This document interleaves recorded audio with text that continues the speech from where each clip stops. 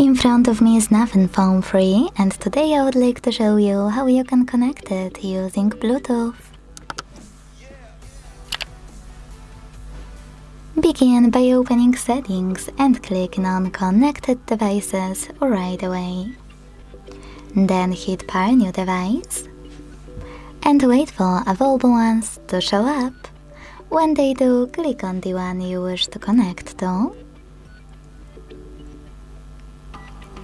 and click on this switcher next to also allow access to contacts and call logs to enable or disable this option.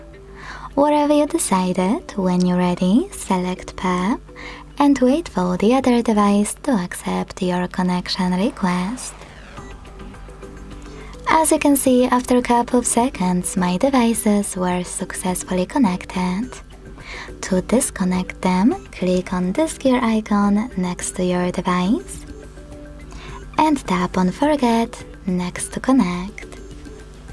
Lastly, confirm your choice in the pop-up. Thanks so much for watching. If you enjoyed this video, leave a like, comment and subscribe. Bye!